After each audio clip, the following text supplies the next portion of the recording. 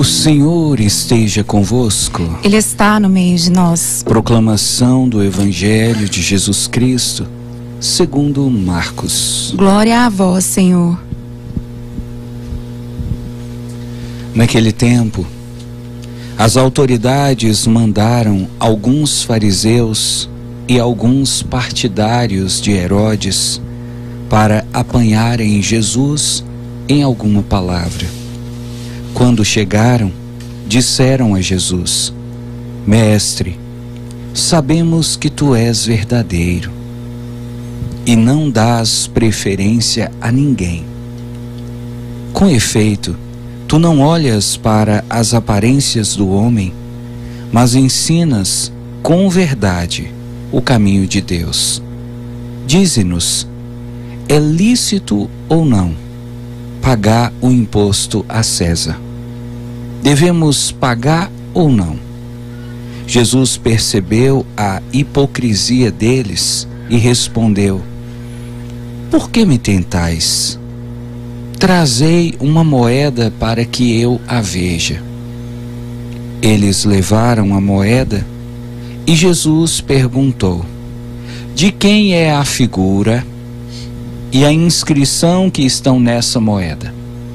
Eles responderam: De César.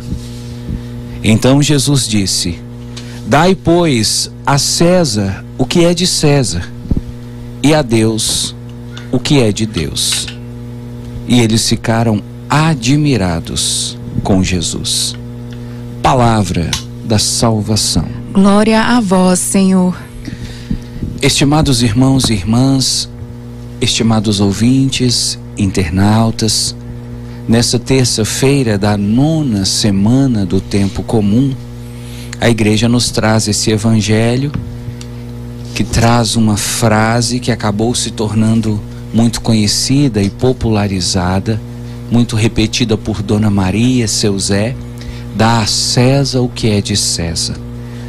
Sobre esse evangelho nós tivemos a oportunidade de conversar na parte da manhã, e por isso não é sobre ele que agora à noite eu gostaria de refletir com você, mas sim sobre a primeira leitura, que aliás traz uma mensagem muito atual, muito importante e muito urgente para a nossa reflexão. Antes de começar, eu quero apenas citar para você qual é a passagem da primeira leitura, a fim de que você possa, meu irmão, minha irmã, caso você queira, fazer o estudo desse texto, conferir a passagem, pegar na sua Bíblia e olhar, se você quiser até marcar na Bíblia algo que chame sua atenção. Então, caso você queira conferir depois, o texto que vamos utilizar para a reflexão, o texto da primeira leitura, está na segunda carta de Pedro, capítulo 3. Segunda carta de Pedro, capítulo 3. Por que eu digo para você que esse texto é muito urgente para a nossa reflexão?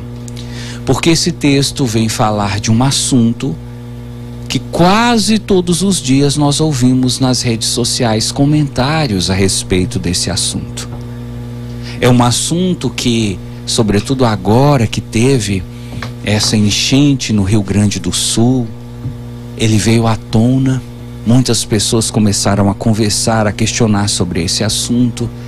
É um assunto que, quando a gente ouve falar do que está acontecendo lá na Ucrânia, do que está acontecendo lá em Israel, do que está acontecendo ou que pode vir a acontecer em outros países, nós começamos a conversar, a questionar sobre esse assunto, que no texto de hoje vai ser chamado a vinda do dia de Deus. A vinda do dia de Deus é a expressão que o apóstolo Pedro, aqui essa carta foi escrita por Pedro, ele utiliza essa expressão para se falar daquilo que Dona Maria chama de o fim do mundo. Sempre quando acontece uma tragédia, e veja você, tragédias estão acontecendo quase que todos os dias ultimamente, tragédias relacionadas à natureza, Quantos lugares devastados por enchentes, devastados por terremotos, vulcões que entram em erupção, e tantas coisas que vão acontecendo. As pessoas começam a conversar e a falar: é porque já está chegando o fim do mundo. Quando a gente ouve falar de guerras, como a guerra da Ucrânia, e agora ainda mais perigoso, depois que a Europa, depois que os Estados Unidos autorizaram que a Ucrânia utilizasse armas contra os russos dentro da Rússia. Muita gente fala: nossa, agora a Terceira Guerra Mundial vai começar, agora sim o fim está chegando.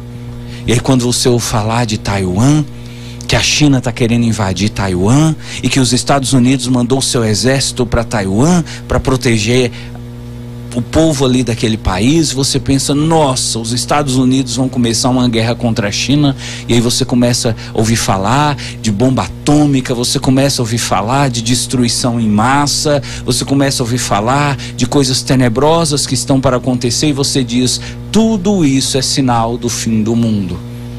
Pedro, nessa carta, nesse capítulo, vai falar exatamente sobre isso que estamos vivendo hoje.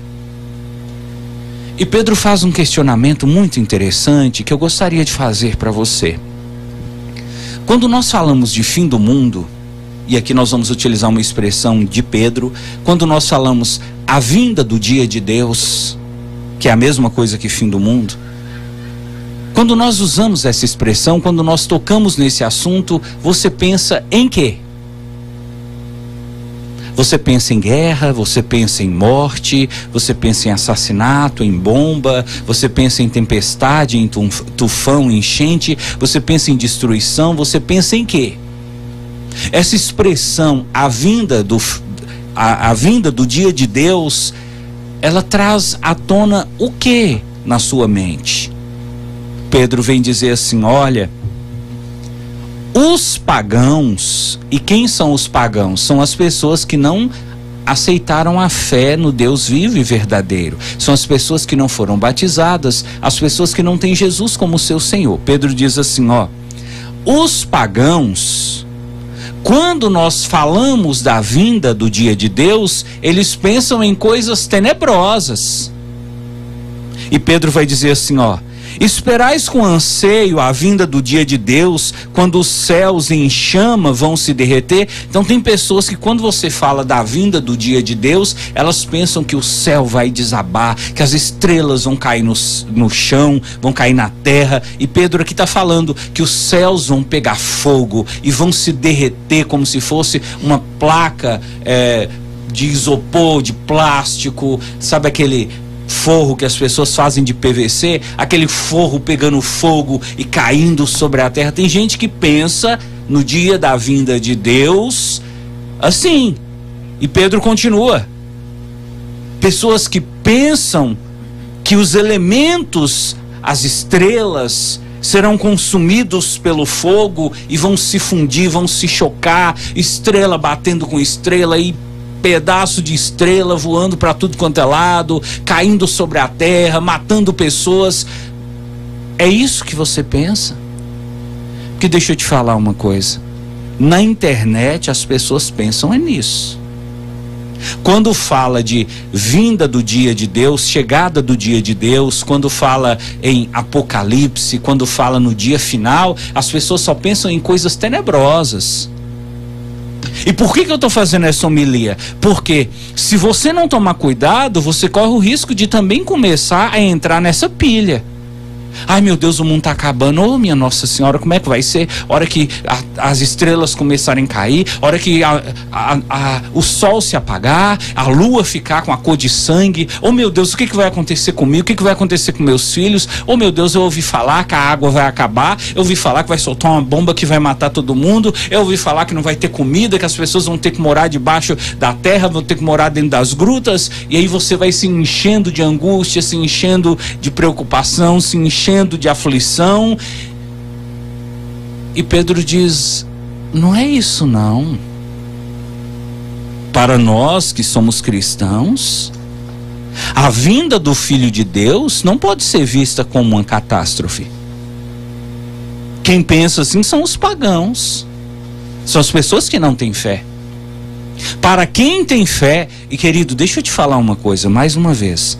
Eu não estou criando nada. Eu estou apenas lendo o texto com você. Está no texto. Segunda carta de Pedro, capítulo 3. Pega a sua Bíblia e confere se não é isso. Pedro está dizendo, olha, nós que somos de Deus, para nós, o dia final, a chegada do dia de Deus não deve ser vista como uma catástrofe. Não é algo que a gente deva ficar triste, angustiado, com medo e preocupado. É algo que deve ser visto como positivo. E aí Pedro diz assim, o que nós esperamos são novos céus e uma nova terra. Então os pagãos veem o dia final como um dia de catástrofe, de destruição. Nós que somos de Deus, vemos o dia final como novos céus e nova terra. Então veja, para quem é de Deus, para quem é cristão, conversar sobre esse assunto não é uma oportunidade de ficar aflito. É uma oportunidade de se encher de alegria e de esperança, porque virão novos céus e nova terra. É por isso que no passado, hoje ninguém nem fala mais nesses assuntos, mas no passado os cristãos rezavam para que esse dia chegasse logo. Ou você nunca ouviu a expressão Maranatá? Sabe o que significa Maranatá? Maranatá é uma expressão que significa volta logo, Senhor Jesus, vem logo, Senhor Jesus. Os cristãos pediam Jesus para vir logo, porque eles sabiam que a chegada de Jesus traria novos céus e nova terra. E é isso que Pedro quer para você. Pedro não quer que você entre nessa pilha de ficar assim, vai ser tudo destruído. Oh meu Deus, será que meu filho vai sobreviver? Meus netinhos tão pequenininhos, será que vai conseguir, meu Deus, sobreviver essa catástrofe? E se vier uma enchente? Oh meu Deus, e se a gente morrer igual o povo lá no Rio Grande do Sul? Não, tira isso de sua cabeça. O que você tem que pensar é, virão novos céus e nova terra. E Pedro continua dizendo, olha, você deve viver conforme essa esperança de que um novo céu e uma nova terra Deus vai criar, Deus vai fazer para nós. E você, ao invés de ficar preocupado com a estrela que vai cair, com o sol que vai apagar, você deveria ficar preocupado em se preparar para que quando Jesus voltar, ele encontre você de pé. Pedro vai chegar a dizer assim, olha, muitas coisas podem acontecer para retirar de você a firmeza. E eu vejo hoje, meu irmão, não sei se você consegue fazer essa análise e fazer essa observação, a quantidade de pessoas deprimidas, a quantidade de pessoas que passam o dia inteiro tomando remédio. Esses dias eu fui na farmácia e eu fiquei assim, assustado. A mulher que estava na minha frente, na fila da farmácia, com uma sacola de remédios, em uma única compra, essa mulher gastou quase R$4.000 só de remédio. E você acha que o caso dessa mulher é isolado? Quantas pessoas tomam remédio o dia inteiro, remédio para acordar, remédio para dormir, remédio para ficar tranquilo, remédio para concentrar? Pessoas que estão vivendo à base de remédio, numa depressão profunda, numa angústia profunda. Quem são essas pessoas? Pessoas que perderam a firmeza. Sem remédio, essas pessoas não conseguem nem ficar de pé. E Pedro está falando disso.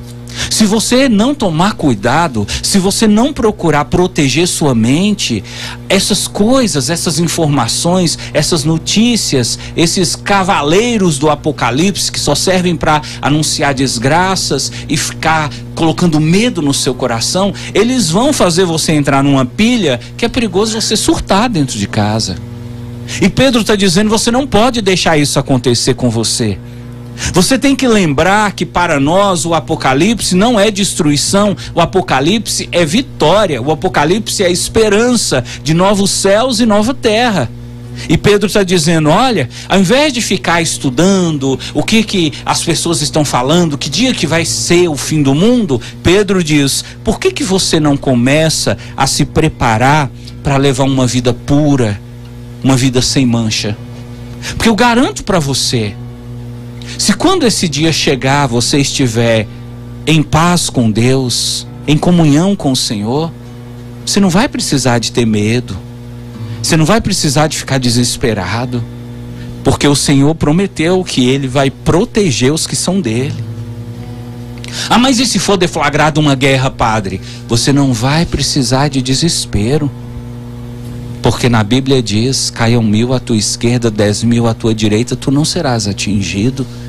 Ai, padre, mas e se o sol se apagar e ficar 3 dias de escuridão? Você não vai precisar de ter medo, porque o Salmo 23 diz, ainda que eu ande pelo vale da sombra da morte, nenhum mal eu temerei. Então perceba, você não tem que preocupar com o que está acontecendo fora, você tem que preocupar com o que está acontecendo dentro. Procurar levar uma vida pura, procurar arrancar essa mágoa, esse ódio do coração, procurar estar de bem, estar em paz com todo mundo, procurar estar em paz com Deus, e não deixar que esses cavaleiros do Apocalipse, que esses profetas da desilusão penetrem na sua mente com essas palavras. Aconselho você fortemente, quando estiver assistindo vídeos no TikTok, assistindo vídeos no WhatsApp, nos grupos que você participa, se começarem com essas profecias de destruição, de morte, tira, desliga, não assista. Foque no que é bom. Pensa, para nós, a vinda do Senhor Jesus não será destruição, será novos céus e nova terra. Pedro está falando para você, não venda sua paz, não comercialize a sua tranquilidade, não deixe que sequestrem a sua harmonia interior. Procura viver bem com Deus, procura levar uma vida de obediência aos mandamentos, procura ser um bom marido, ser uma boa esposa, cuidar bem dos seus filhos, ser uma pessoa prestativa, uma pessoa amorosa com seus amigos, com seus vizinhos, e deixa que Deus cuida de você. E se o pior acontecer, tenha certeza, você será protegido, porque o Senhor prometeu, eis que eu estarei convosco todos os dias, até o fim dos tempos.